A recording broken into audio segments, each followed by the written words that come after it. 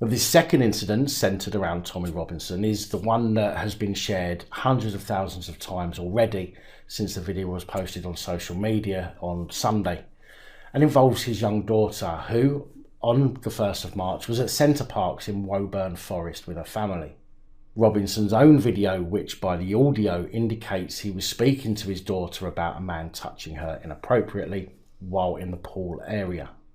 You can hear her explaining how the man grabbed her behind as she stood on the steps leading into the pool before rushing over to tell her father what had happened.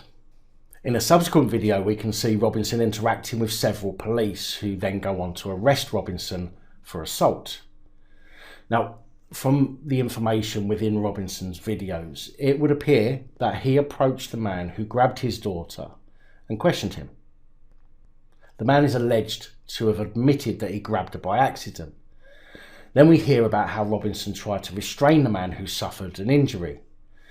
Under the Police and Criminal Evidence Act 1984, Section 24A gives Robinson the right to make a citizen's arrest on anyone who he believes to be committing an indictable offence or suspected to be committing an indictable offence in order to prevent the person in question, A, causing physical injury to himself or any other person, B, suffering physical injury, C, causing loss or of damage to property, or D, making off before a constable can assume responsibility for him. Clearly, a grown man indecently touching a young child is an indictable offence, and therefore detaining that person, especially to prevent them making off before a constable can assume responsibility for them, is perfectly lawful, as is using reasonable force to detain that person as set out in the Criminal Law Act 1967, the Police and Criminal Evidence Act 1984, Common Law and the Criminal Justice and Immigration Act 2008, and the rights and freedoms contained within the European Convention of Human Rights, which govern the police use of force and also ours, whereby use of force should be reasonable in the circumstances. Reasonable in the circumstances means absolutely necessary for a purpose permitted by law.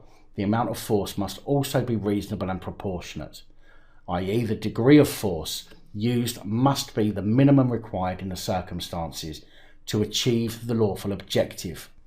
Otherwise, it is likely that the use of force will be excessive and unlawful. But yet Robinson was arrested for assault, and the police in his video admit they had not arrested the perpetrator of the assault against his daughter. Let me explain. Is he under arrest? Can you tell me, is he under arrest? At the moment, is the man that sexually assaulted my daughter under arrest? Can you let me explain? Can you let me explain? Right? We're trying to do this as tactfully as possible. Well, you're not, because my kids are listen you're to me. Hang on. We've already spoken to your wife and your daughter, and my colleagues in there need to speak to your wife and daughter again. Somewhere a little bit more. Can we just confirm one thing? Has he been arrested? Right this very moment, no. No, so you're nicking me, and you're not nicking him. No, we're investigating now. We have to. Okay, so why do you have to nick me to investigate this?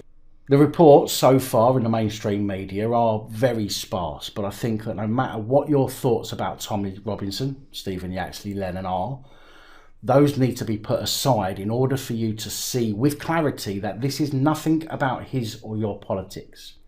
This is about a child being touched inappropriately by an adult, and then when the father detains the offender, he then becomes the offender himself, while the perpetrator is allowed to walk away.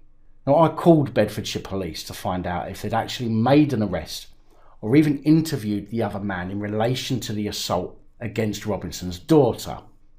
They were unable to tell me, although they did say that somebody would call me back. Hello? Hello? Hiya, I'm sorry to keep you waiting. That's fine. I'm just having problems actually locating. Let me see if I can get hold of the OIC. I won't keep you a moment. Thank you.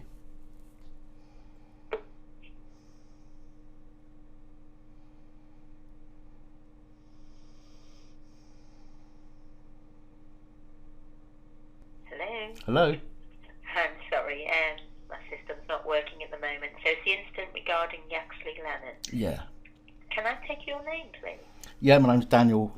And who do you work for, Daniel? I'm independent. Yeah. And what's your phone number? And what I'll do is I'll get somebody to give you a call back. Thank you. It's 07.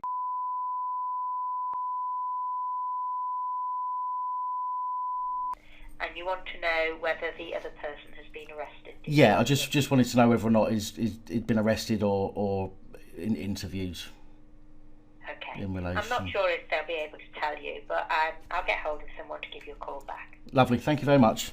Okay. Thanks, Al. Bye-bye. Bye. Obviously, as and when I have that information, I will let you know. But again, regardless to your political views or your thoughts about him himself, this is not about his beliefs. It's about the law. It's about what would you do as a father if this same thing happened to your child. It's about ensuring that children are shown the justice system works and that police are impartial in all dealings. And that is what this case will ultimately be known for. Will Stephen Yaxley Lennon, aka Tommy Robinson, be found guilty of defending his daughter against something that no child should have to encounter? Or is it about the feelings of the establishment and their need to punish those who stand up against them, even when that drags in an innocent young child?